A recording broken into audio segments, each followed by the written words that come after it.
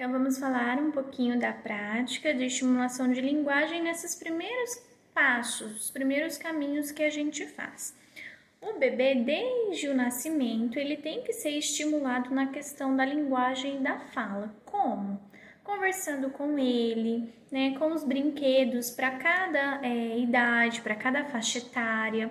Então, desde o nascimento, a criança ela é estimulada a ter uma comunicação que no futuro vai ser por meio da fala.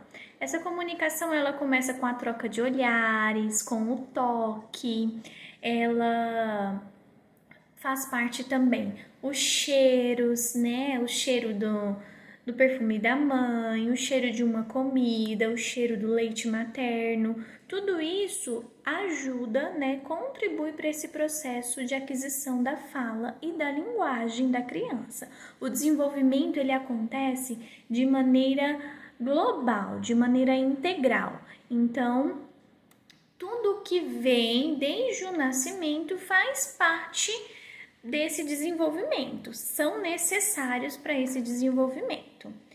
Mas se a sua criança já está um pouquinho maior e ela já está balbuciando, fazendo alguns sonzinhos, então o que a gente pode fazer? Investir nesses sonzinhos que a criança já tem. Então o que a gente usa? Usa o que tem em casa. Então se a criança gosta de um brinquedo, de um chocalho, a gente usa o chocalho. Se a criança gosta de um outro brinquedo, a gente inicia pelo outro brinquedo, tá? Então, por exemplo, vamos supor que a criança gosta de brinquedos que batam. O brinquedo, ele bate, ele faz o barulho, mas ele só faz esse barulho. Como que a gente usa esse brinquedo, então, para investir na fala da criança? A gente vai fazer o movimento do brinquedo com um sonzinho que seja fácil, porque são os primeiros sons que a criança estará adquirindo, para que ela tente repetir.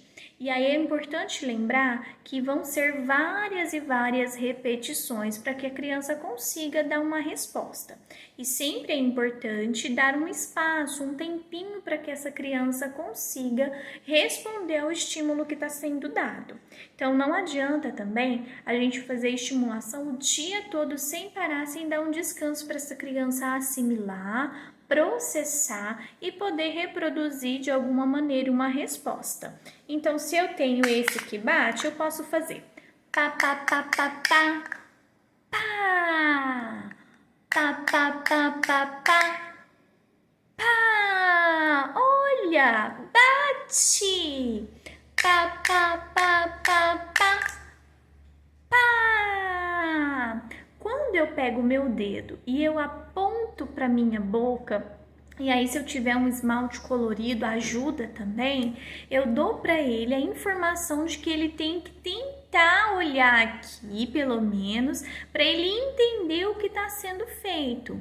E é importante que a criança tenha um feedback dela mesma. Então, se tiver um espelho na frente da criança para que ela se enxergue, além de enxergar quem está fazendo a brincadeira com ela, também ajuda, tá? Então, eu tenho pá, pá, pá, pá, pá, pá. E aí eu faço pertinho da criança, pego a mãozinha da criança, ó, pá, porque faz um ventinho que sai na hora que a gente emite o som. Então, pá, pá, pá. Pega a mãozinha da criança, põe na sua boca, pega a mãozinha dela, põe na boquinha dela, pega a sua mão, põe na boquinha dela, para ela tentar ir fazendo essas associações, tá? A gente tem também as miniaturas, E aí pode ser miniatura de animal, miniatura de carrinho. Então, se eu tenho aqui o carrinho e eu tô brincando, brum, brum, bip, bip, brum, brum, bip, bip. Ó, faz igual. Brum, bip, bip, bip, bip, bip, bip. Brum, brum, brum.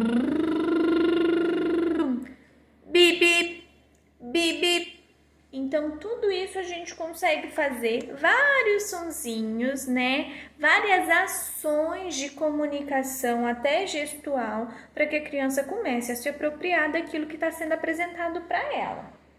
Se eu tenho, por exemplo,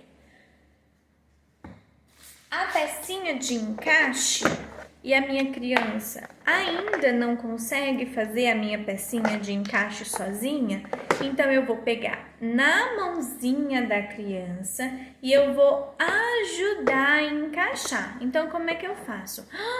Vamos encaixar? Cadê? Cadê? Onde a gente vai colocar o vermelho? Vamos procurar. Colocou! Muito bom! Eu ajudo a criança, ela não precisa saber o que é o vermelho, o que é o amarelo, o que é a estrela, o que é o mais, o que é o quadrado. Ela tem que tentar associar todo esse joguinho que a gente está fazendo na interação. E aí, no momento dessa interação, eu tenho muito bom. O bom é um sonzinho mais fácil de falar. O pá do parabéns. Então, todas essas oportunidades de comunicação, elas são importantes. O brincar faz isso de maneira muito direcionada. Então, se você pega um joguinho, por mais que não seja um joguinho que a criança já consiga fazer sozinha, com você ajudando, você vai ter um momento de interação, o momento de estar ali festejando, porque a criança conseguiu, mesmo com a sua ajuda, fazer o encaixe, tá? E aí, por que eu já falo as cores? Por que eu já falo as formas? Por que eu já falo, quem é esse, ó? O leão. E esse aqui, quem é? O jacaré. Nhec, nhec, nhec, nhec. E aí eu faço nhec, nhec, nhec, nhec, nhec. O jacaré. E o leão, como é que ele faz? Tudo isso faz com que a criança tenha várias vias sensoriais de receber a informação. Então, o que a gente faz? Estimula, dá para ela os modelos, dá um tempo depois para a criança assimilar tudo que você está ofertando de informação para ela, para depois ela conseguir reproduzir uma resposta. E muito importante, cada momento de brincadeira é um momento de muita informação, de muito estímulo. Então, eu não posso ter vários brinquedos diferentes no mesmo momento, porque é muita coisa para eu assimilar. Então, o que eu faço? Eu sempre começo com menos. Eu escolho um brinquedo e eu uso aquele brinquedo com tudo que dá para usar naquele brinquedo, né? Depois eu passo para outro brinquedo. Se for uma criança que ela tem que ela se cansa mais rápido, eu uso um brinquedo e eu espero, eu dou um tempo para ela manipular sozinha esse brinquedo até, para que ela comece a se apropriar do que a gente está oferecendo para ela, para num outro momento eu oferecer um outro brinquedo.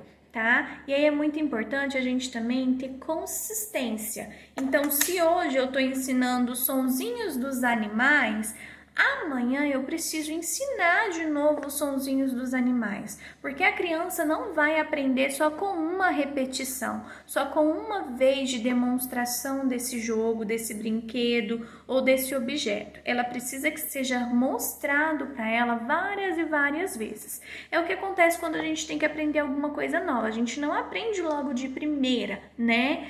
Muito difícil aprender de primeira vez, então a gente precisa de repetições. E as crianças vão precisar de repetições mais frequentes, né? E de mais repetições para que isso aconteça de maneira mais adequada, para que isso aconteça num tempo mais curto possível.